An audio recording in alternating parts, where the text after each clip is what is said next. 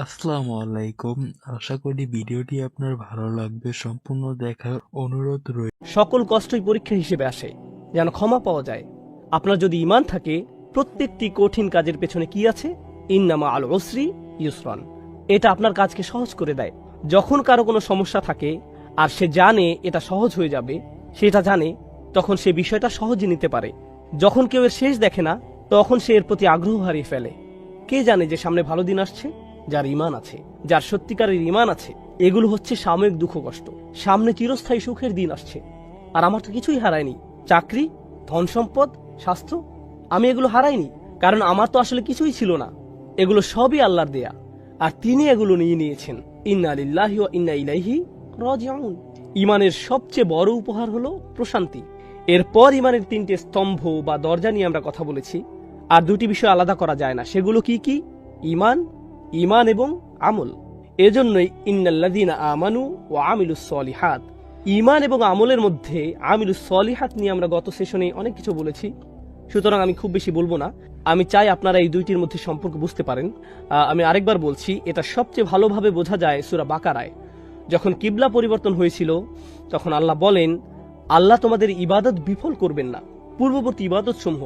কিন্তু তিনি ইবাদত বলেননি। তিনি বলেননি অমা কান আল্লাহু লিউদিআ সালাওয়াতিকুম। তিনি বলেছেন অমা কান আল্লাহু লিউদিআ ঈমানাকুম।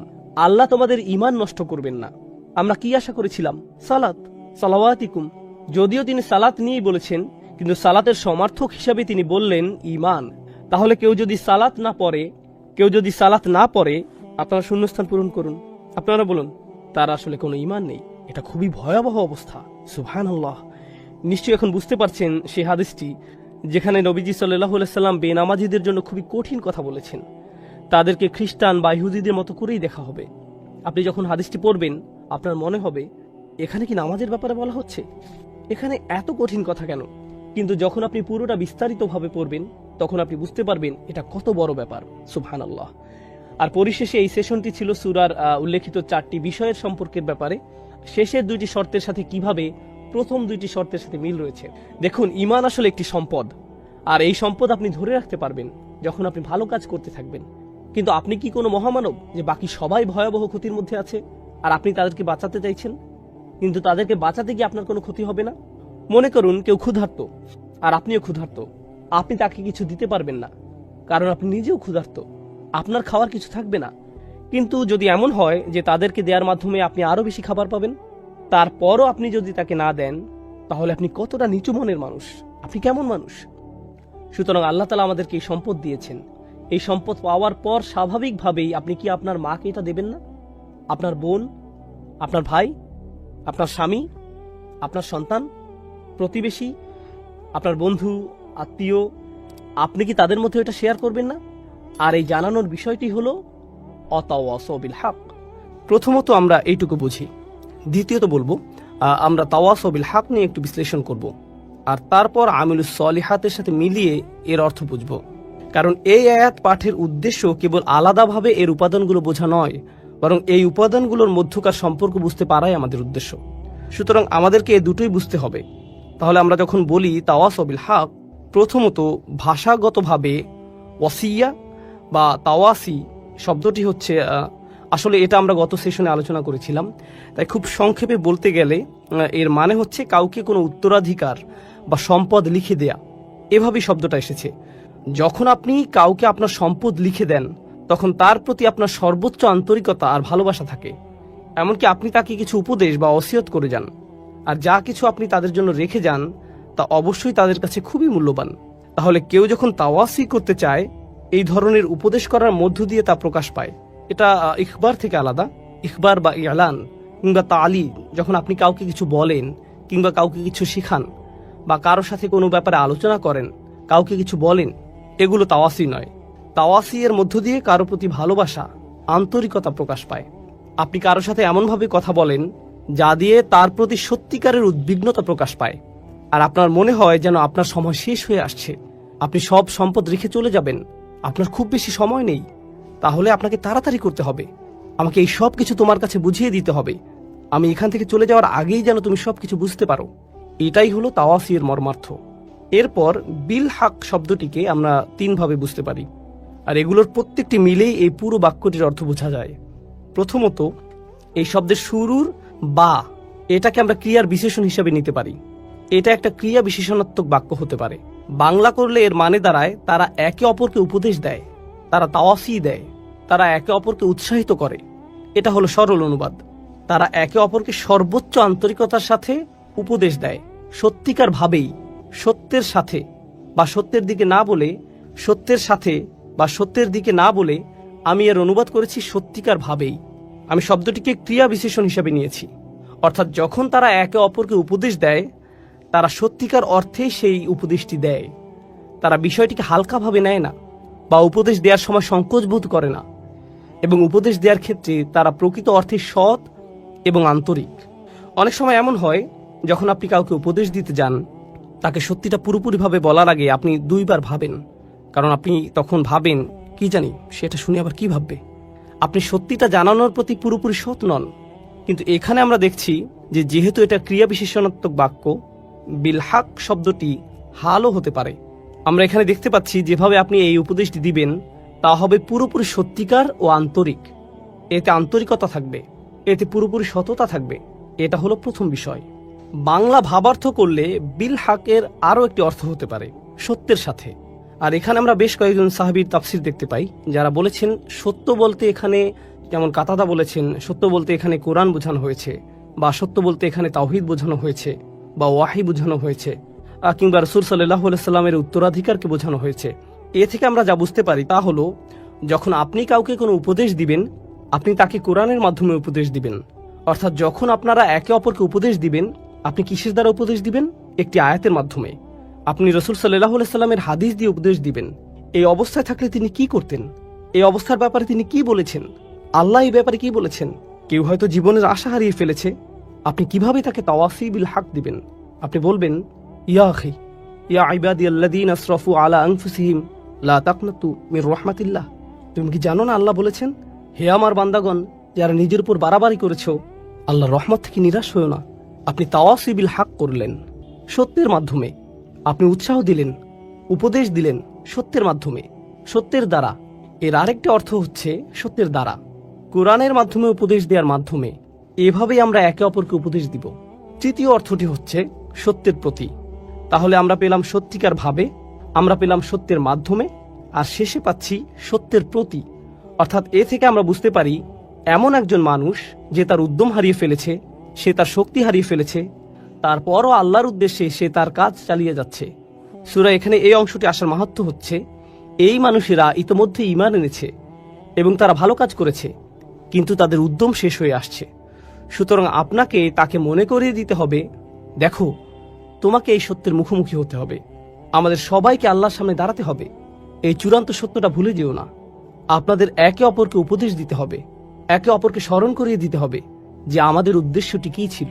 কারণ এখানে ইলা শব্দটির যে অর্থ আমরা পাই, এখানে এটার অর্থ হলো তাদের এই সকল কর্মের আসল উদ্দেশ্যের প্রতি আপনি তাদেরকে স্মরণ করিয়ে দিন। তাহলে আমরা তাওয়াসি বিল হক এই আয়াতের বা এর মাহাত্ম্য জানলাম। আল হক শব্দটিরও তিনটি তাৎপর্য রয়েছে। তাহলে আমরা বা এর তিনটি মাহাত্ম্য জানলাম, এবার আমরা আল হক শব্দের তিনটি মাহাত্ম্য জানব। ভাষাগতভাবে আল হক শব্দটি দিয়ে বোঝানো হয় এমন কিছু যা আপনি নিশ্চিতভাবেই সত্য হিসেবে জানেন। এর জন্য আপনাকে আলাদাভাবে বলতে হয় না, আপনার অন্তর থেকে আপনি বিশ্বাস করেন এটাই সত্যি। তাহলে এখানে বলা হচ্ছে, যখন তারা একে অপরকে উপদেশ দেয়, তারা এমন কিছুর প্রতি উপদেশ দেয় যা তারা সত্য হিসেবেই জানে। তাদেরকে এই ব্যাপারে আলাদাভাবে বলতে হয় না, মন থেকেই তারা জানে তাদেরকে যা বলা হচ্ছে তাই সত্য। এটা হচ্ছে আল হক এর প্রথম অর্থ। দ্বিতীয় অর্থ হচ্ছে এমন বিষয় যা দলিলের মাধ্যমে প্রমাণ করা যায়। অর্থাৎ আপনি তাদেরকে এমন বিষয় বললেন, তারা শুনে বলবে, আমি তো এরকম কিছু কখনো শুনিনি, আমার এটাকে সত্য মনে হচ্ছে না। হতে পারে তারা এটা শুনে সত্য মনে করবে, আবার এমনও হতে পারে তারা বলবে, আমি নিশ্চিত নই, আমি এরকম কথা কখনো শুনিনি। তখন আপনি তাদেরকে কি বলবেন? দলিল। হক এর আরেকটি অর্থ হচ্ছে এমন বিষয় যা দলিলের মাধ্যমে প্রমাণ করা যায়, আর এই বিষয়গুলো একটি অপরটির সাথে সম্পর্কযুক্ত। তাহলে আপনি কেমন দলিল উপস্থাপন করবেন? যাতে সত্য মিথ্যার পার্থক্য করা যায়, কোরআনের মাধ্যমে। তাহলে এটা হলো দ্বিতীয় তাৎপর্য। আর তৃতীয়টি খুবই গুরুত্বপূর্ণ। আরবি ভাষায় হক শব্দটি আবশ্যকীয় কাজ বোঝাতেও ব্যবহৃত হয়। এমন কাজ যা আপনার জন্য অত্যাবশ্যকীয়, এটা অধিকার বোঝাতেও ব্যবহৃত হয়। যেমন উদাহরণস্বরূপ বলা যায়, আল্লাহ বলেছেন হুকুক আল্লাহ আর হুকুকুল ইবাদ, তাই না? আরেক জায়গায় আল্লাহ আযজা ওয়া জাল্লা বলেছেন হাক্কান আলাল মুত্তাকিন, যাদের তাকওয়া আছে তাদের জন্য এটা একটা আবশ্যকীয় কাজ। এর মানে হচ্ছে তোমরা একে অপরকে নিজেদের দায়িত্বের কথা স্মরণ করিয়ে দিবে, একে অপরকে মনে করিয়ে দিতে হবে, কারণ মানুষ প্রায়ই তাদের দায়িত্বের ব্যাপারে ভুলে যায়, তাদের কর্তব্যের ব্যাপারে উদাসীন হয়ে পড়ে। এগুলো এমন বিষয় যা তাদের অবশ্যই করতে হবে। সুতরাং তাওয়াসিউ বিল হক এর অর্থ এখানে এমনও হতে পারে যে কেউ একজন স্বামী হিসেবে সংসারের প্রতি কর্তব্যে অবহেলা করছে, তখন আপনি তাকে বলবেন, ভাই তোমার দায়িত্ব আছে, তুমি এই মেয়েটিকে বিয়ে করেছো, মেয়েটিরও তোমার প্রতি অধিকার আছে। এটাও তাওয়াসিউ বিল হক। কেউ হয়তো তার বাবা মায়ের প্রতি সুবিচার করছে না, আপনি তাকে বললেন, ভাই তোমার বাবা মায়ের প্রতি কর্তব্য আছে, আল্লাহর প্রতি তোমার দায়বদ্ধতা আছে ভাই, তোমাকে অবশ্যই ঠিক সময় মতো নামাজে দাঁড়াতে হবে। ইন্না সলাতা কানাত আলাল মুমিনিনা কিতাবাম মাওকুতা, এটাও কিন্তু তাওয়াসিউ বিল হক। এর মানে হলো একে অপরকে নিজেদের দায়িত্ব ও কর্তব্যের ব্যাপারে স্মরণ করানো ও উৎসাহ দেওয়া। এই সবগুলো অর্থ সম্মিলিত হয়েছে মাত্র 3টি শব্দে, তাওয়াসি বিল হক, এই 3টি শব্দে। ইত্তাবিউ মান লা ইয়াসআলুকুম আজরান ওয়া হুম মুহতাদুন। তাদের অনুসরণ করো যারা তোমাদের কাছে কোনো বিনিময় প্রত্যাশা করে না। এটাই সরল অনুবাদ। অনুসরণ করো যে তোমাদের কাছে কোনো বিনিময় চায় না। ওয়া হুম মুহতাদুন, আর তারা সরল পথে অঙ্গীকারবদ্ধ। মুসলিমরা কোরআনের যে ধারণাগুলোকে ভুল বুঝেছে এটি তারেক। কোরআন বলেছে যে তারা কোনো বিনিময় প্রত্যাশা করেনি। ভাই, আপনার প্রোগ্রামের জন্য কেন ফি নির্ধারণ করেছেন?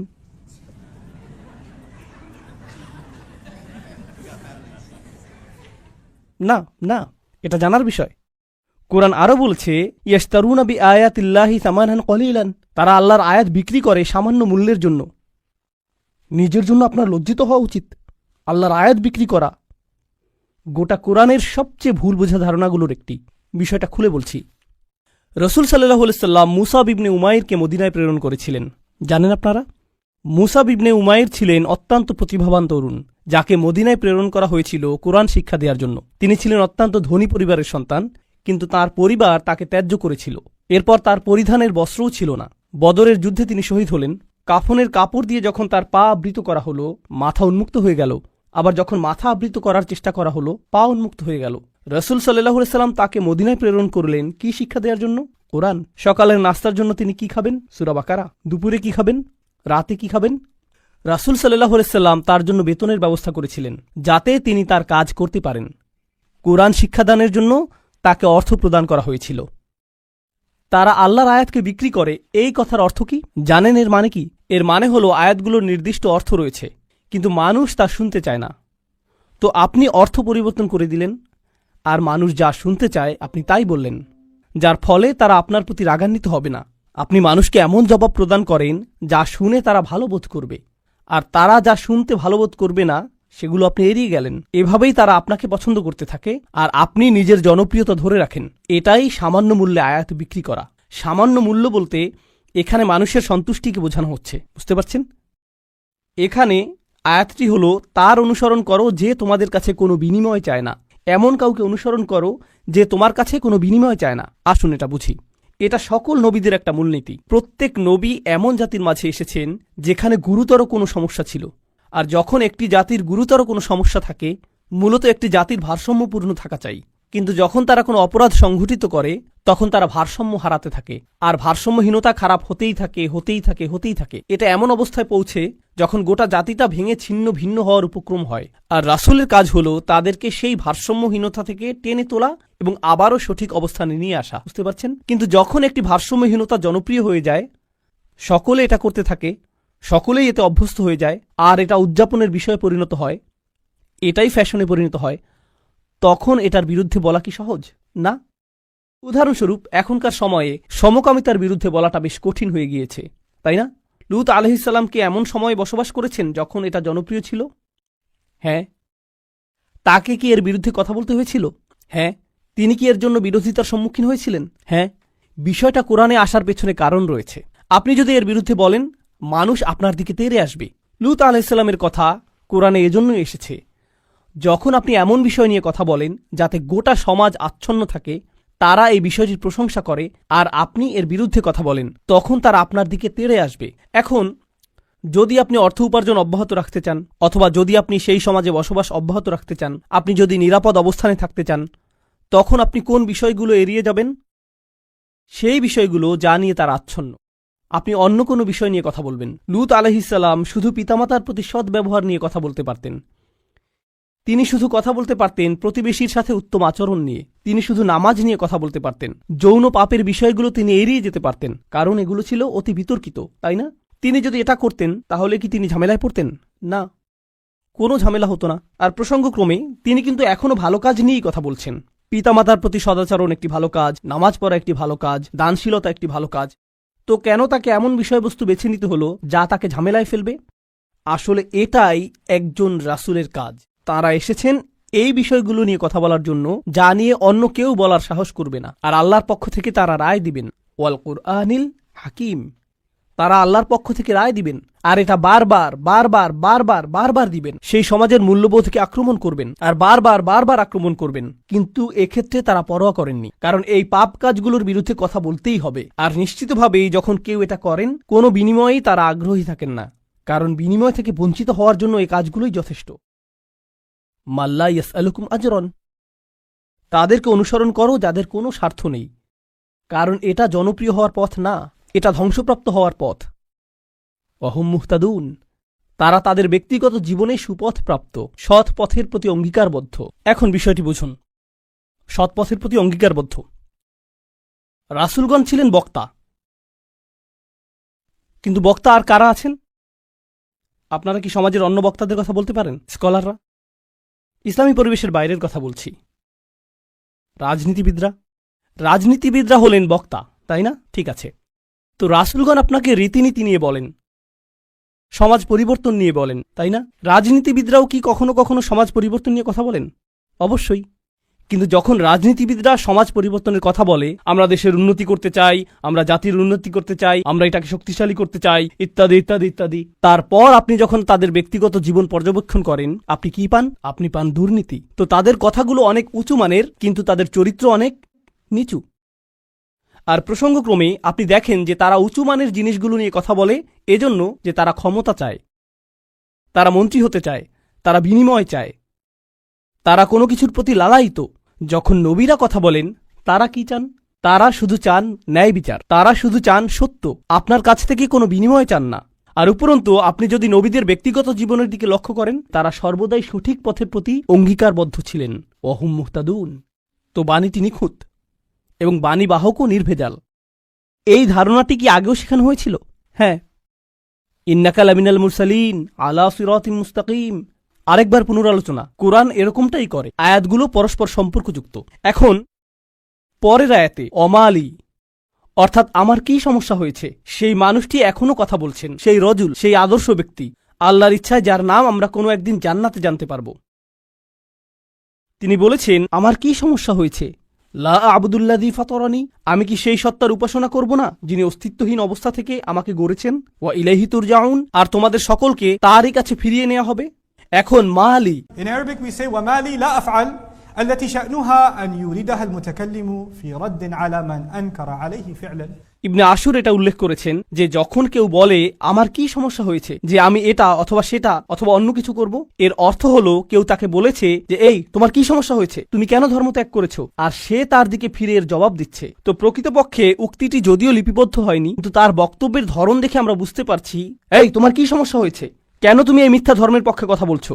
আর তিনি তার দিকে ফিরে বলছেন আমার এমন কি হয়েছে যে আমি তার উপাসনা করব না যিনি আমাকে সৃষ্টি করেছেন, আর তোমাদের সকলকেও তার কাছে ফিরিয়ে নেওয়া হবে। এটা উপলব্ধি করো যে তোমাদেরকেও ফিরিয়ে নেওয়া হবে। বাক্যটি শুরু হয়েছে আমার কি সমস্যা হয়েছে এটা দিয়ে, শুরু হয়েছে তাকে দিয়ে, আর বাক্যটি শেষ হয়েছে তোমাদের সকলকে তার কাছে ফিরিয়ে নেওয়া হবে। তো তিনি কাকে দিয়ে শুরু করেছেন? নিজেকে দিয়ে। আপনি যদি মানুষের সাথে একাত্ম হয়ে গিয়ে এই বাণী তাদের কাছে প্রচার করতে চান, আপনাকে নিজের সম্পর্কে অনেক কিছু স্বীকার করতে হবে। মানুষকে আপনার এটা বলার সক্ষমতা থাকতে হবে যে তোমরা সমস্যার সম্মুখীন হবে। আমি যদি কাউকে পরামর্শ দিই ভ্রমণ সম্পর্কে, আপনি এই এয়ারলাইন্সে না গিয়ে অমুক এয়ারলাইন্সে যান, আমি যদি এমনটা বলে শুরু করি যে ভাই আমি এই এয়ারলাইন্সে গিয়েছিলাম, তারা এত বেশি দেরি করেছিল, তারা আমার লাগেজ হারিয়ে ফেলেছিল, অমুক এয়ারলাইন্সে যান, এটা কি পরামর্শটিকে বেশি আবেদনময় করে তুলছে? কারণ আপনি নিজের কথা প্রথমে বলেছেন, আর যেহেতু আপনি কোনো একটি অভিজ্ঞতার শিকার হয়েছেন, এখন আপনি ঐকান্তিকভাবে তার কল্যাণের জন্য তার কাছে আসছেন। কিন্তু যদি আপনি তার কাছে গিয়ে বলেন, হে তুমি এই এয়ারলাইন্সে যাচ্ছ, তুমি একটা স্টুপিড, এটা কি এমন ব্যবহার যার ফলে মানুষ রাজি হবে? না, বরং এটা অপমানজনক। তিনি নিজের সম্পর্কে বলছেন, কারণ তিনি চান না যে তারা তাকে ঘৃণা করুক। তিনি ঘৃণার উদ্রেককারী কোনো কথা বলতে চান না, তিনি একপাশে কোনো কথা বলতে চান না, তিনি শুধু তার নিজের সম্পর্কে কথা বলতে চান। দেখো আমার দিক থেকে এটা হবে বড় ধরনের অপরাধ, দেখো আমার দিক থেকে এটা হবে বড় ধরনের অপরাধ যদি আমি তাকে উপেক্ষা করি যিনি আমাকে সৃষ্টি করেছেন। তোমরা সকলেও তার কাছে ফিরে যাচ্ছ। এটা কথা বলার খুবই ভালোবাসাপূর্ণ উপায়, যেটা তিনি ইতিমধ্যে শুরু করেছেন ইয়া কওমি বলার মাধ্যমে। এজন্যই তিনি তার জাতির প্রতি ভালোবাসার টানে ছুটে এসেছিলেন। তো তিনি বললেন, ওমা লিয়ালা আবুদুল্লাযী ফাতারানি ওয়া ইলাইহি তুরজাউন আত্তাখিযু মিন দুনিহি আলিহা, আমার কি তাকে ছাড়া অন্য কাউকে উপাস্য মানা উচিত? ইউরিদনির রহমানু বিদুররিন, যদি আর রহমান বা অবিশ্বাস্য রকম দয়ালু সত্তা সিদ্ধান্ত নেন যে কোনো ক্ষতি নেমে আসবে, লা তুগনি আন্নি শাফাআতুহুম শাইআ, অন্য সকল মিথ্যা উপাস্য মিলে আমাকে মুক্ত করতে সক্ষম হবে না। তাদের সকলের মিনতি, তাদের সকলের মধ্যস্থতা, তাদের এই অনুরোধ যে হে আল্লাহ তাকে ছেড়ে দিন, সে আমার উপাসনা করত, এগুলোর কোনোটাই কাজে আসবে না। লা ইউনকিযুন, তারা আমাকে রক্ষা করতে পারবে না। যদি আল্লাহ আমার প্রতি অসন্তুষ্ট হন, এই সব প্রতিমা আমাকে পরিত্রাণ দিতে পারবে না, এই সব পৌরাণিক উপাস্যগুলো আমাকে রক্ষা করতে পারবে না। কেন আমি অন্য কারো কাছে যাব? জানেন তিনি এখানে কি করছেন? তিনি তাদের ধর্মের সমালোচনা করেছেন, তাই না? কারণ তারা অন্য উপাস্যে বিশ্বাস করে।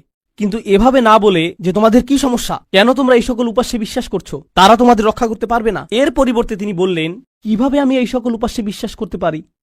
তারা আমাকে সাহায্য করতে পারবে না। কাকে? আমাকে। আমি শুধু আমার নিজেকে নিয়ে চিন্তিত। আত্তাখিযু মিন দুনিহি আলিহা ইন ইউরিদনির রহমান, যদি আর রহমান আমার উপর কোনো ক্ষতি নামানোর সিদ্ধান্ত নেন। প্রথমত তিনি আমি সর্বনামটি ব্যবহার করেছেন, কারণ এখন তিনি তাদের মূর্তিগুলো নিয়ে কথা বলবেন। আপনি অন্য মানুষের ধর্ম নিয়ে কথা বলতে পারেন যতক্ষণ এটা আপনার সাথে প্রাসঙ্গিক হয়। কেন এটা আপনার কাছে যুক্তিসঙ্গত মনে হয় না? তাদের সম্পর্কে না, বরং আপনার সম্পর্কে। এই জিনিসটা আমার কাছে যুক্তিসঙ্গত মনে হয় না, এই জিনিসটা আমার সাথে যায় না, এটা আমি আমার নিজের জন্য সঙ্গতিপূর্ণ মনে করি না। কেন আপনি এভাবে কথা বলবেন? কারণ আপনি এটাকে আত্ম অহংকারের প্রতিযোগিতায় পরিণত করতে চান না। এখানে দ্বিতীয় বিষয়টি হল আর রহমান, যদি আর রহমান অকল্যাণ দেওয়ার সিদ্ধান্ত নেন, তারা আমাকে রক্ষা করতে পারবে না। দাঁড়ান, আর রহমান শব্দটির অর্থ কি? যিনি অকল্যাণ দেন। এর অর্থ কি? আর রহমান অর্থ যিনি দয়ালু, যিনি যত্ন করেন, যিনি ভালোবাসা প্রদর্শন করেন। তো কেন তিনি বলছেন যে আর রহমান যদি কোনো অকল্যাণ করতে চান? আর রহমান শব্দটি এবং ক্ষতি শব্দটি একে অপরের সাথে যায় না, তাই না? তারা একসাথে যায় না। জানেন তিনি তাদেরকে কি বলেছেন? তোমরা আর রহমানকে নিয়ে এর আগে উপহাস করেছ। তোমরা বলেছ মা আনজালার রহমানু মিন শাই, আর রহমান কোনো কিছু প্রেরণ করেননি। তারা ইতিমধ্যেই এই নামটি ব্যবহার করেছে। তার নাম অবিশ্বাস্য রকম ক্ষমাশীল এবং অত্যাধিক ক্ষমাশীল, কিন্তু এর অর্থ এই নয় যে তার অকল্যাণ সাধন করার ক্ষমতা নেই। আপনি তার নাম থেকে সুযোগ নিতে পারবেন না, আর ভাবতে পারবেন না যে কোনো কিছুই হবে না। আরে ভাই, আল্লাহ মহান, কোনো সমস্যা হবে না। কিছু মানুষ আল্লাহর সাথে আপোষ মীমাংসা করতে চায়। আমি আল্লাহর জন্য এত কিছু করি, আমি যদি সামান্য কয়েকটি বিষয় কখনোই না করি, এতে কোনোই সমস্যা নেই। আল্লাহর এটা বোঝা উচিত। আসলেই তার বোঝা উচিত। এমনভাবে কথা বলছেন যে তিনি এটা বুঝেন না। আপনি কি আল্লাহ সম্পর্কে এভাবে কথা বলার অবস্থানে রয়েছেন? হ্যাঁ, কারণ তিনি আর রহমান। ওকে, তাহলে দেখা যাবে এজন্যই আপনি কোরআনের সবচেয়ে কঠোর আয়াতগুলোর মধ্যে আর রহমান শব্দটি পাবেন, যাতে আপনি এই বিষয়টি বুঝে নিতে পারেন যে অবিশ্বাস্য রকম ক্ষমাশীল হওয়ার গুণটি তাকে ন্যায় বিচার থেকে বিরত রাখবে না এবং তার কর্তৃত্বকেও খর্ব করে না। আর প্রসঙ্গক্রমে এই আয়াতে তিনি আসলেই আর রহমান। কেন জানেন? কারণ আল্লাহর একজন বান্দা, প্রত্যেক মানুষই আল্লাহর বান্দা, সে স্বীকার করুক আর নাই করুক। যখন আল্লাহর একজন বান্দা পাপের উৎসে পরিণত হয়, তখন সে হয় এই পৃথিবীতে ক্যান্সারের মতো, যে পাপ কাজ ছড়াতে থাকে। আর তখন আল্লাহ অন্য সকল সৃষ্টির প্রতি রহমা প্রদর্শন করেন তাকে সরিয়ে ফেলার মাধ্যমে। এটাও আর রহমান নামের অন্তর্ভুক্ত। কখনো তার দয়া প্রদর্শিত হয় অন্য সকল সৃষ্টির প্রতি, যখন তিনি তাদেরকে রক্ষা করেন আপনার কাছ থেকে। ইন ইউরিদনির রহমানু বিদুররিন লা তুগনি আন্নি শাফাআতুহুম শাইআ। সুবহানাল্লাহ। এখন আমরা তার বক্তব্যের প্রায় শেষে রয়েছি।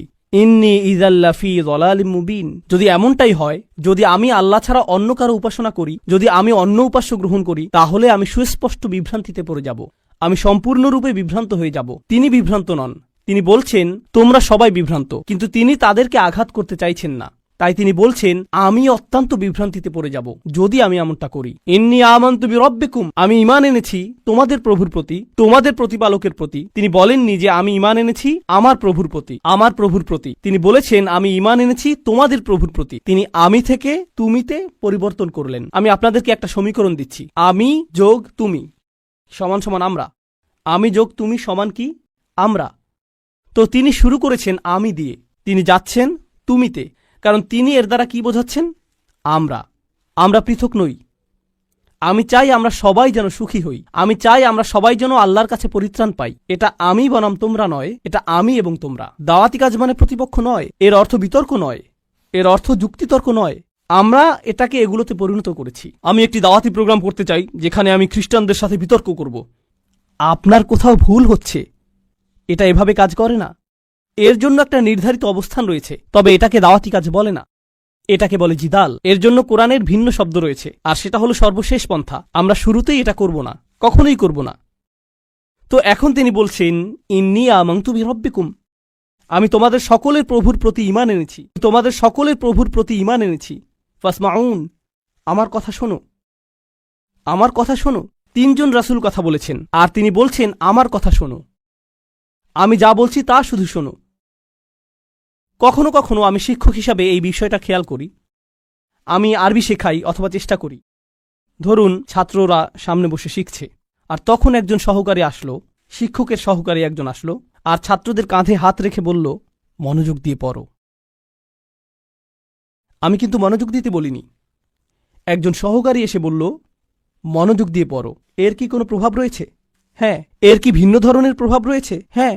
যখন আরেকজন ছাত্র আপনার কাছে এসে বলে ভাই পড়াশোনা করো, শিক্ষক বলেন যে পরীক্ষার জন্য পড়াশোনা করো। হ্যাঁ অবশ্যই আমি পরীক্ষার জন্য পড়াশোনা করব। তারপর আপনি রাত ৮টার সময় বাস্কেটবল খেলা দেখছেন, আর আপনার বন্ধু এসে বলল আরে ভাই চলো পড়াশোনা করি। এটার কি ভিন্ন প্রভাব থাকবে? অবশ্যই থাকবে। এই সাহাবী এটা বুঝতে পেরেছিলেন, রাসূলদের এই সঙ্গীটি তা বুঝতে পেরেছিলেন। তার কাছে রয়েছে স্বতন্ত্র স্থান, সূর্যের আছে নিজস্ব স্থান, চাঁদেরও রয়েছে নিজস্ব স্থান। এটা প্রতিযোগিতা নয়। আমার কথা শুনো, এটা এতটাই ভালোবাসাপূর্ণ চমৎকার বক্তব্য। আর আমি এখানে বলতে চাই যে তার বক্তব্যটি এখানে তিনজন রাসূলের থেকেও বেশি কাজ করেছিল।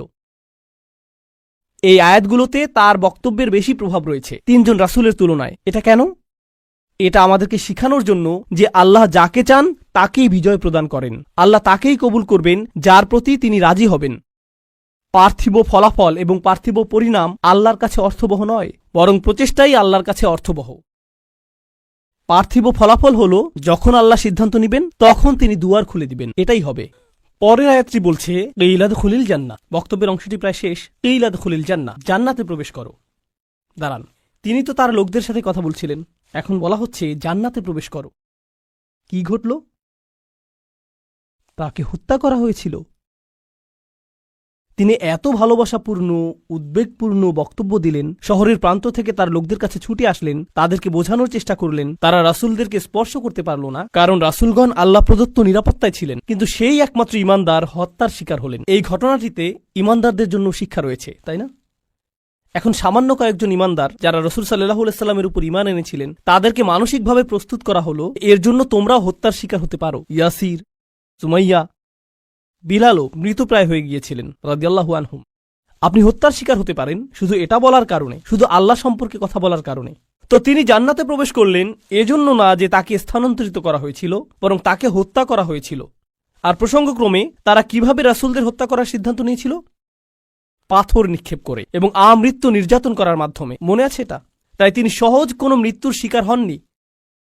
তো তিনি একজন শহীদ, কারণ শহীদগণ সরাসরি জান্নাতে প্রবেশ করেন। তিনি সরাসরি জান্নাতে প্রবেশ করলেন, আর তার উক্তি এটা ছিল না হে আল্লাহ তাদেরকে শাস্তি দিন, কারণ এই কাফিররা আমাকে হত্যা করেছে। ঈমানদারদের পক্ষ হয়ে প্রতিশোধ গ্রহণ করা উচিত।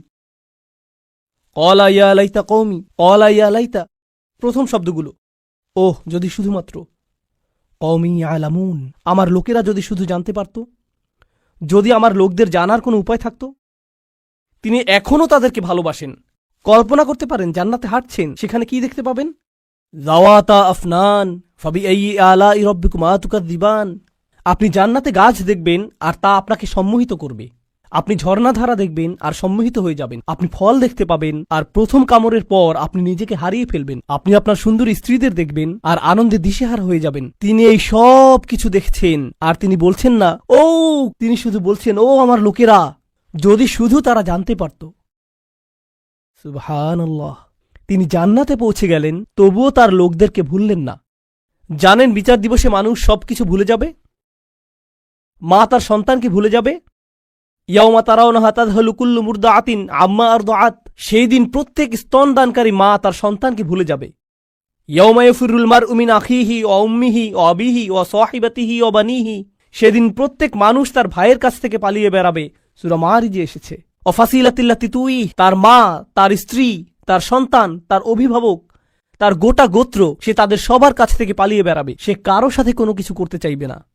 ওয়াতাকাত্তাআত বিহিমুল আসবাব। কোরআন বলছে সকল সম্পর্ক ছিন্ন হয়ে যাবে। কিন্তু ঈমানদারদের জন্য এমনটা হবে না। ঈমানদারদের জন্য এমনটা হবে না। সে জান্নাতে প্রবেশ করবে এবং তার ভালোবাসা অব্যাহত থাকবে। কার জন্য?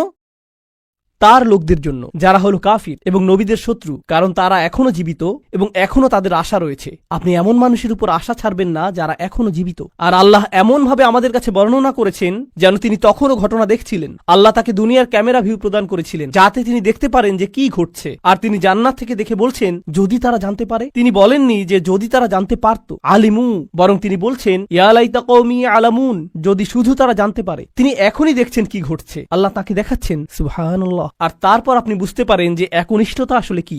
আমরা মুসলিমরা একনিষ্ঠতার কৃত্রিম ধারণা তৈরি করেছি। আমি এটা মানতে পারি না। একনিষ্ঠতা শব্দটিকে নিয়ে আমরা যা করছি, তুমি যা করো তার সবকিছুতে ইখলাস থাকতে হবে। সব সময় তোমার নিয়তকে যাচাই করে চলবে। এখনই যাচাই করুন। কারণ যদি একনিষ্ঠতা না থাকে তাহলে তোমার কোনো কাজেরই মূল্য থাকবে না। আর তোমার একনিষ্ঠতা থাকতে হবে শুধু এবং শুধুমাত্র আল্লাহর জন্য। আমি এর সাথে দ্বিমত পোষণ করব। আমি জানি এখনই আমাকে হত্যা করতে আসবেন না। রাসূল সাল্লাল্লাহু আলাইহি সাল্লাম একজন মানুষের কথা বলছেন যে অনেক পাপ করেছে, অনেক পাপ। সে নামাজ পড়ে না, কিছুই করে না। একদিন সে হাঁটতে হাঁটতে একটি তৃষ্ণার্ত কুকুর দেখতে পেল। তৃষ্ণায় কুকুরটির জিহ্বা বের হয়ে আছে। আর লোকটি সিদ্ধান্ত নিল যে নিজে পান করার আগে সে কুকুরটিকে পান করাবে। শীঘ্রই লোকটি মারা গেল আর আল্লাহ তাকে জান্নাত দান করলেন। হ্যাঁ, আসুন ঘটনাটা খেয়াল করি। এই লোকটি, সে কি বিশ্বাসী? আমরা জানি না। সে কি নামাজ পড়ে? না। যখন সে কুকুরটিকে পান করাচ্ছিল সে কি বলেছিল যে দাঁড়াও, আগে নিয়তের ইখলাস এনে নেই, আমি শুধু এটা করছি আপনার জন্য, ইয়া আল্লাহ। কুকুরের এই বের হয়ে থাকা জিহ্বা আমার কাছে মূল্যহীন, আমি শুধু আপনার সন্তুষ্টি কামনা করি, আর তারপর আমি কুকুরটিকে পানি খাওয়াই। তিনি এমনটা করেছিলেন? তিনি শুধুই কুকুরটির জন্য খারাপ বোধ করেছিলেন এবং কুকুরটিকে পানি পান করিয়েছিলেন, তাই না? তো কুকুরটির জন্য তার উদ্বেগের ব্যাপারে তিনি একনিষ্ঠ ছিলেন। তার ইখলাস ছিল, তাই না? এখানে এই ঈমানদারটি তার লোকদেরকে ভালোবাসেন, কিন্তু তিনি কি বলেছেন যে এটা যদি আল্লাহর জন্য না হতো তাহলে আমি আমার লোকদের ঘৃণা করতাম। তিনি এজন্য তাদেরকে ভালোবাসেন কারণ তারা তারই লোক, আর এটাই তার লোকদের জন্য একনিষ্ঠতা। ইবাদতের ক্ষেত্রে আল্লাহর প্রতি আপনার একনিষ্ঠতা থাকতে হবে। আপনার পিতামাতার প্রতি আপনার একনিষ্ঠতা থাকতে হবে, শুধু আল্লাহর জন্য না, বরং এজন্য যে তারা আপনার পিতামাতা। আপনার একনিষ্ঠতা থাকতে হবে অন্য মুসলিমদের জন্য, কারণ তারা আপনার মুসলিম ভাই। আপনার একনিষ্ঠতা থাকতে হবে আপনার প্রতিবেশীর জন্য। আপনার একনিষ্ঠতা থাকতে হবে আপনার কাজের প্রতি, আপনার লেখাপড়ার প্রতি। আপনার একনিষ্ঠতা থাকতে হবে আপনার ব্যবসায়ের অংশীদারের প্রতি। এই সব কিছুই একনিষ্ঠতা। আপনি কৃত্রিমভাবে এটা বানাতে পারবেন না। না, আমি তোমার বন্ধু হতে পারবো না, কারণ এটা আল্লাহর সন্তুষ্টির জন্য না। আমরা শুধু একসাথে বাস্কেটবল খেলবো আর এটা আখিরাতে আমার কোনো কাজে আসবে না। আমি জানি না কে এই অদ্ভুত কথা আপনাকে শিখিয়েছে। যখন আপনি আপনার নিয়ত যাচাই করছেন বাস্কেটবল খেলায় বল ছোড়ার আগে, কারণ এতে কোনো ইখলাস নেই। এটা এইভাবে কাজ করে না। আমাদের নিয়তের পরিচ্ছন্নতা থাকতে হবে, এটা নিশ্চিত। আমাদের নিয়তকে পুনরায় যাচাই করতে হবে, এটা নিশ্চিত। একনিষ্ঠতার গণ্ডি আল্লাহর প্রতি একনিষ্ঠতার চেয়েও অনেক বেশি। এই একনিষ্ঠতা তার সকল সৃষ্টির প্রতিও প্রযোজ্য। মানুষের প্রতি আপনার নিয়ত পরিচ্ছন্ন থাকতে হবে, কৃত্রিমভাবে নয়। তো এই ছিল তার নিজের লোকদের প্রতি ভালোবাসা, এমনকি জান্নাতে যাওয়ার পরও। এখানে আল্লাহ আসলে বর্ণনা করছেন যে মানুষের প্রতি ভালোবাসা হলো জান্নাতি মানুষের গুণ। আমি আবারও বলছি, নিজের লোকদের প্রতি ভালোবাসা হলো জান্নাতি মানুষের গুণ। তো যখন আপনি এমন মুসলিম দেখেন যারা সবসময় মানুষের প্রতি রাগান্বিত, তারা সবসময় অন্য মুসলিমদের প্রতি রাগান্বিত, তারা নিজেদের পরিবারের প্রতি রাগান্বিত, তারা সবচেয়ে বেশি রাগান্বিত অমুসলিমদের প্রতি, তারা রাগান্বিত রাগান্বিত এবং রাগান্বিত, এটা জান্নাতি মানুষের গুণ না। ইয়া লাইতা কওমি ইয়ালামুন। এখন তিনি এই বক্তব্যটি দিলেন তার লোকদের প্রতি। আমরা এমনকি তার নামও জানি না, আর তার কথাগুলো কিয়ামত পর্যন্ত পাঠ করা হবে। এখন আপনার এবং আমার কথোপকথনগুলোর কথা ভাবুন। আমরা কথা বলি আইফোন নিয়ে, আমরা কথা বলি গাড়ি নিয়ে, আমরা কথা বলি খেলাধুলা নিয়ে। এই কথাগুলো কোথায় যাবে? এই কথাগুলো কি চিরদিন থেকে যাবে? না। এগুলো কি পৃথিবীতে কোনো কল্যাণ নিয়ে আসবে? না। জানেন এই সম্পর্কে ভাবতে গিয়ে আমি কি উপলব্ধি করছি? আল্লাহর কাছে কথা হলো অমূল্য রত্ন। লোকটি কোনো নবী নন, তবুও তার কথা কোরআনে সংরক্ষিত হয়ে আছে। আল্লাহ কি অন্য জিনিসে সংরক্ষিত রাখেন? অকুল্লা শাইইন আহসাইনাহু ফি ইমামিম মুবিন। আল্লাহ বলছেন যে আমি সবকিছুই সংরক্ষণ করে রাখি। তিনি সবকিছুই সংরক্ষণ করে রাখেন। তো কোন জিনিসটি আপনি সংরক্ষণ করে রাখতে চান? ভালো কিছু, কোনো একনিষ্ঠ পরামর্শ? আপনাকে কি ব্যাপক জ্ঞানের অধিকারী হতে হবে ভালো কিছু বলার আগে? এই মানুষটির কি ভালো কথা বলার আগে অনেক অনেক ডিগ্রির প্রয়োজন হয়েছিল? বিষয়টি জটিল নয়, শুধু ভালো মানুষ হন। লক্ষ্য করুন কেমন চমৎকারভাবে কোরআন সন্নিবেশিত। যখন তিনি জান্নাতে গেলেন আর তিনি বললেন যদি আমার লোকেরা জানতে পারে, পরের আয়াতে তিনি বলছেন বিমা গফরলি রব্বি ওয়া জাআলানি মিনাল মুকরামিন, সেই ক্ষমা যা আমার প্রভু আমাকে প্রদান করেছেন আর আমাকে তাদের অন্তর্ভুক্ত করেছেন যাদেরকে সম্মানিত করা হয়েছে। তিনি জান্নাতের দুটি জিনিসের কথা বলছেন, ক্ষমা এবং সম্মান। সূরার শুরুতে এসেছে ফাবাশশিরহু বিমাগফিরাতিন ওয়া আজরিন কারীম। সূরার শুরুতে আল্লাহ বলছেন কোন এক স্থানের সেই একাকী ঈমানদারদেরকে অভিনন্দন প্রদান করো যে সে পাবে ক্ষমা এবং সম্মানসূচক প্রতিদান। মনে আছে সেটা? ক্ষমা এবং সম্মানসূচক প্রতিদান। এখন সূরার মাঝখানে এই মানুষটি জান্নাতে পৌঁছে গেলেন এবং বললেন ইয়া আল্লাহ, আপনি আমাকে ক্ষমা প্রদান করেছেন এবং সম্মানিতদের অন্তর্ভুক্ত করেছেন। পুনরালোচনা, নিখুঁত পুনরালোচনা, এটাকে বলা হয় কুরআনের ইহকাম ওয়াল কুরআনিল হাকিম। এই আয়াতগুলো নিয়ে শেষে একটি বিষয় আমি আসলেই ভালোবাসি, তা হল যখন তিনি তার লোকদের সাথে কথা বলছিলেন তিনি বললেন ইন্নী আমানতু বিরব্বিকুম, আমি ঈমান এনেছি তোমাদের প্রভুর প্রতি, আমি ঈমান এনেছি তোমাদের প্রভুর প্রতি। কিন্তু যখন তিনি জান্নাতে প্রবেশ করলেন তিনি বললেন বিমা গফারলি রব্বি, আমার প্রভু। একই মানুষের কথা। এখন তিনি বলছেন আমার প্রভু। যখন তিনি জান্নাত দেখলেন, যখন তিনি জান্নাতে প্রবেশ করলেন, যখন তিনি ক্ষমা লাভ করলেন, যখন তিনি আল্লাহ প্রদত্ত সম্মানের অধিকারী হলেন। প্রসঙ্গক্রমে কারো দ্বারা সম্মানিত হওয়ার অর্থ কি? কিভাবে আপনি কারো দ্বারা সম্মানিত হতে পারেন বলতে পারেন আমাকে? স্বীকৃতি পাওয়া। হ্যাঁ, কারো স্বীকৃতি পাওয়া। কেউ আপনাকে অভিবাদন জানালো, কেউ আপনার সাথে কর্মর্দন করতে আসলেন, এটা দ্বারা তিনি আপনাকে সম্মানিত করলেন, তাই না? আমি এখনই বলে দিচ্ছি, সামনের আয়াতগুলোতে এটা আসবে। সেখানে আল্লাহ বলছেন সালামুন কওলাম মির রব্বির রহিম, এই সূরাতেই। আরো পরে আল্লাহ বলছেন তিনি তোমাদেরকে বলবেন সালাম। তো শুরুতে তিনি বলছেন আমি তোমাদেরকে প্রদান করব সম্মানিত প্রতিদান, সম্মানিত প্রতিদান, সম্মানিত প্রতিদান। সেই সম্মানিত প্রতিদানটি কি? কতটা সম্মানিত এটা হতে পারে? আমি কি একটা মেডেল পাবো? কোনো সার্টিফিকেট দেয়া হবে পরীক্ষায় পাশ করার পর যেমনটা দেয়া হয়? কি সার্টিফিকেট আপনি পাবেন? আপনি পাবেন সালাম, আল্লাহর পক্ষ থেকে। এটাই আপনি পাবেন। তো যখন তিনি তা পেলেন তিনি ভুলে গেলেন যে এই প্রভু অন্য কারো প্রভু, তিনি শুধু তারই প্রভু। আমার প্রভু আমাকে ক্ষমা প্রদান করেছেন, আমার প্রভু আমাকে সম্মানিতদের অন্তর্ভুক্ত করেছেন, তিনি আমার প্রভু এবং শুধুই আমার প্রভু। সুবহানাল্লাহ। একজন ঈমানদারের কি চমৎকার চিত্র এটা। এখন এটা ঘটেছে জান্নাতে, কিন্তু মূল ঘটনাটা চলমান থাকার কথা কোথায়? এই পৃথিবীতে। কি ঘটেছিল এখানে? এখন আল্লাহ যা করবেন তা অত্যন্ত কঠোর। মনোযোগ দিয়ে শুনুন, কারণ এটা মুসলিমদের আরেকটা ভুল ধারণা। এ কারণে এই সূরাটি আমি বেছে নিয়েছি। যখনই আমি কোনো সূরা বেছে নেই আমি উপলব্ধি করি যে আল্লাহ আমাদের সমসাময়িক এত এত সমস্যার জবাব দিয়েছেন, এটা অবিশ্বাস্য। যদি মুসলিমরা কোথাও আক্রমণ করে অথবা কোনো কিছু বিস্ফোরণে উড়িয়ে দেয় আর অন্য মুসলিমরাও এতে মারা যায়, তাহলে তারা তো জান্নাতেই প্রবেশ করবে, এতে কোনো সমস্যা নেই। আমি এই যুক্তি শুনেছি।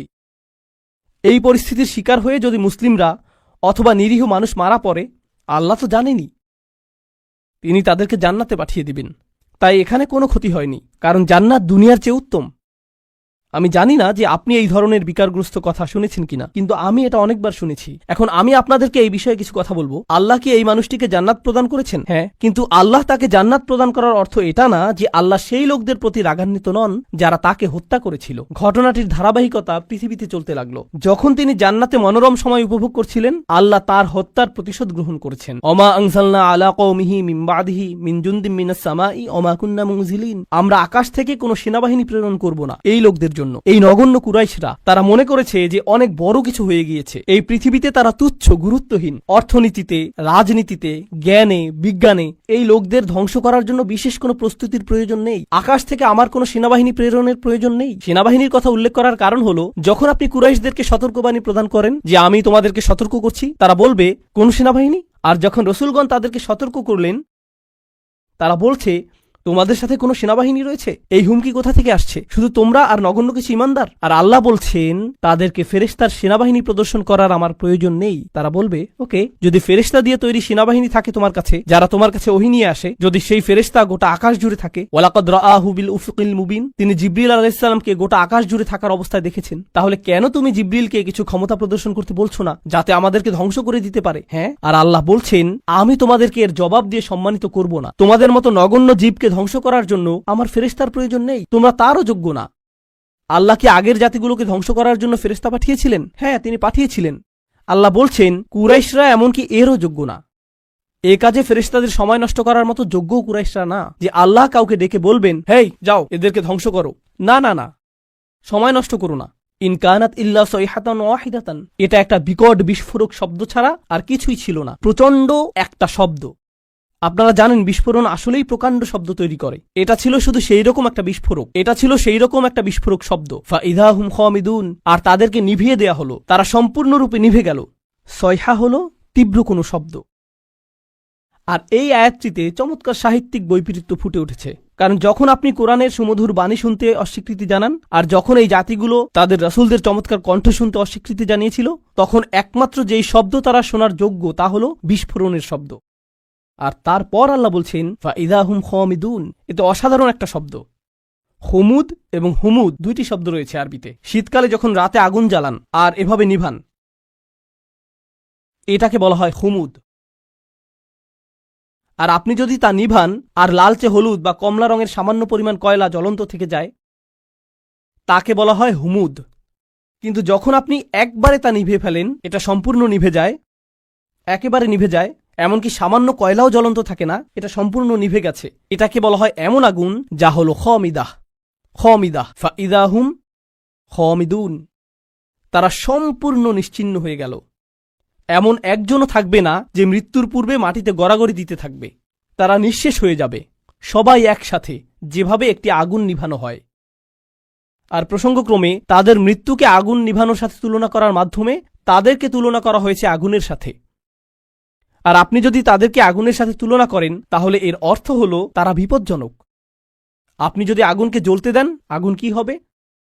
ছড়িয়ে পড়বে। তাই অন্য সকল জাতির প্রতি রহমা এবং করুণাস্বরূপ আল্লাহ সিদ্ধান্ত নিলেন যে এই ক্যান্সার, এই আগুনকে নিভিয়ে ফেলতে হবে। ফাইদা হুম খামিদুন, আর এটা ছিল একজন ইমানদারকে হত্যার পরিণাম।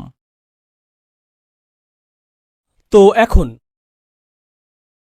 দ্বিতীয় এই অনুচ্ছেদটির উপসংহারে এসেছে ইয়া হাসরাতান আলাল ইবাদ মা ইয়াতিকুম মির রাসূলিন ইল্লা কানু বিহি ইস্তাহজিউন। মানুষের জন্য বিষয়টা কতটা পরিতাপের। আল্লাহ নিজে এটাকে পরিতাপের বিষয় হিসেবে বিবেচনা করছেন। তিনি সেই জাতিকে নিশ্চিহ্ন করে দিয়ে বলেননি যে দেখেছো আমি কি করতে পারি, বরং তিনি বলছেন সেটা একটা পরিতাপের বিষয়। আরবিতে হাসরা বলতে বোঝায় It means هي شدة الندم والتألم والتحسر والحزن على ما مضى. এর দ্বারা আসলেই গভীর দুঃখ প্রকাশ বোঝায়। অতীতে ঘটে যাওয়া সবকিছুর জন্য আল্লাহ নিজে এটাকে পরিতাপের বিষয় বলেছেন। কেন তারা উপদেশ গ্রহণ করল না? আলাল ইবাদ, বান্দাদের জন্য কি সাংঘাতিক পরিতাপের বিষয়। তিনি তাদেরকে বান্দা বলছেন। কেন তিনি বান্দা বললেন? কেন তিনি বললেন না যে ইয়া হাসরাতান আলাল কুফার? কি পরিতাপের বিষয় কুফফারদের জন্য, অবিশ্বাসীদের জন্য। তিনি তাদেরকে বান্দা বললেন। জানেন কেন? কারণ মানব সত্তার গভীরে প্রত্যেক মানুষের সম্ভাবনা রয়েছে আল্লাহর বান্দা হওয়ার। এটা কতটা পরিতাপের বিষয়! এটা তোমার ভিতরেই ছিল। এটা অতিরিক্ত কোনো বিষয় নয় যা তোমাকে বাইরে থেকে আনতে হবে। আমি ইতিমধ্যেই তা তোমার ফিতরাতের মধ্যে দিয়ে দিয়েছি। কেন তুমি এটাকে চালু করলে না? তুমি নিজেই অন বাটন চাপতে পারতে। মা ইয়াতিহিম মির রাসূলিন, এমন কোন রাসূল তাদের কাছে আসেনি। ইল্লা কানু বিহি ইস্তাহজিউন, তারা শুধুই যা করেছে তা হলো তাদেরকে উপহাস। যখনই একজন রাসূল এসেছেন তারা তাকে নিয়ে উপহাস করেছে। এখন এই আয়াতে আল্লাহ বলেননি যে তারা রাসূলদের হত্যা করেছে অথবা তারা রাসূলদের হুমকি দিয়েছে। তিনি বলেছেন যে তারা রাসূলদের নিয়ে উপহাস করেছে। কিন্তু এর আগে আপনারা শিখেছেন তারা বলেছিল যে তারা রাসূলদের হুমকি দিবে, তারা তাদেরকে অভিশাপ হিসেবে গণ্য করবে। মনে আছে সেটা? কিন্তু এখানে যখন পরিতাপের বিষয়টি আসলো, তিনি বলছেন যে এই আযাবের সম্ভাবনার সূচনা হয়েছে তাদেরকে উপহাস থেকে। যখন একটি জাতি রাসূলদের নিয়ে উপহাস করা শুরু করে তখন থেকে তাদের ধ্বংসের সময় গণনার জন্য ঘড়ির কাঁটা চালু হয়ে যায়। তাদের ধ্বংসের প্রথম ধাপ হলো মূলত কার্টুনে যেরকম ডিনামাইট বোমার ছবি আঁকা থাকে, যেখানে বুঝতে পার, যখন তারা রাসূলদের নিয়ে উপহাস করে এটা শুরু হয়ে যায়। এটাই এখানে বলা হয়েছে, রাসূলদের নিয়ে উপহাস করবেন না, কারণ এর অর্থ আপনি নিশ্চিহ্ন হওয়ার জন্য রাস্তা ধরেছেন। এখন যখন আল্লাহ বলছেন কত রাসূল এসেছে কিন্তু তারা ঈমান আনেনি, তারা শুধু উপহাস করেছে। আপনি সূরাটির শুরুতে শিখেছেন ওয়াসাওয়াউন আলাইহিম আনযারতাহুম আম লাম তুনদিরহুম লা ইউমিনুন। ধারণাটি পুনরায় জোরদার হচ্ছে। কি পরিতাপের বিষয়! এত এত রাসূল এসেছেন কিন্তু মানুষ উপদেশ শুনে না। আলাম ইয়ারাউ কাম আহলাকনা ক্বাবলাহুম মিনাল কুরুন, তারা কি দেখেনি তাদের পূর্বে কত শহর আমরা ধ্বংস করে দিয়েছি, কত জাতি ইতোমধ্যে ধ্বংসপ্রাপ্ত হয়েছে? তারা কি তা দেখে না? তিনি কাকে উদ্দেশ্য করে বলছেন? তিনি রাসূল সাল্লাল্লাহু আলাইহি সাল্লামের সময়ের লোকদের উদ্দেশ্য করে বলছেন এবং বলছেন যে কেন তারা ইতিহাস পর্যবেক্ষণ করে না, কেন তারা দেখে না যে যা রয়েছে তাদের পেছনে। তারা কি দেখেনি? না, তারা দেখেনি, কারণ তাদের পেছনে একটি দেয়াল রয়েছে। তিনি বলেছেন আন্নাহুম ইলাইহিম লা ইয়ারজিউন, তারা তাদের কাছে ফিরে আসবে না। কিছু তাফসীরকারক এই আয়াতটিকে চমৎকারভাবে বিশ্লেষণ করেছেন। চমৎকার একটা বিশ্লেষণ এটা। তারা বলে যে তারা তাদের কাছে ফিরে আসবে না।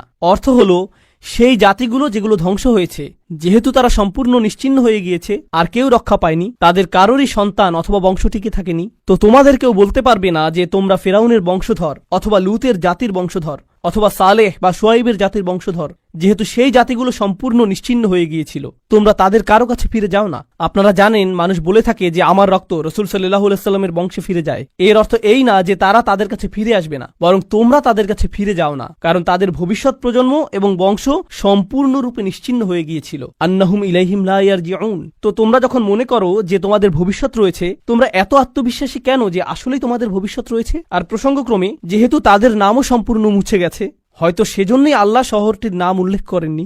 এজন্য যদি তিনি তার নাম উল্লেখ করতেনও কেউ তা চিনতেও পারত না, কারণ এর কোনো অস্তিত্ব এখন নেই। একটা নির্ধারিত সময়ে আল্লাহ তাদেরকে ইতিহাস থেকে মুছে দিয়েছেন। তাদের প্রত্যেক অনুসারী, গোটা জাতিটি বিলুপ্ত হয়ে গিয়েছিল, তাই তাদের নাম উল্লেখ করা অপ্রয়োজনীয়।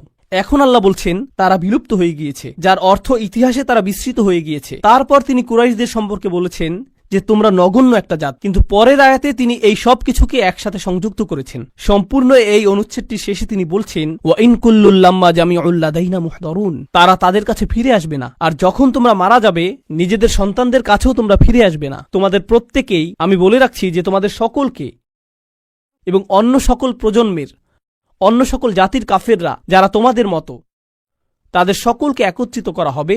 তবে তাদেরকে একত্রিত করা হবে আমারই সামনে হিসাব প্রদান করার জন্য। ওয়া ইন কুল্লুল লাম্মা জামিউল লাদাইনা মুহদারুন, এটা আসলে আগের আয়াতের সম্পূর্ণ বিপরীত। কিভাবে? শুধু এটুকু অনুধাবন করুন, এরপর আমরা বিরতি নেব।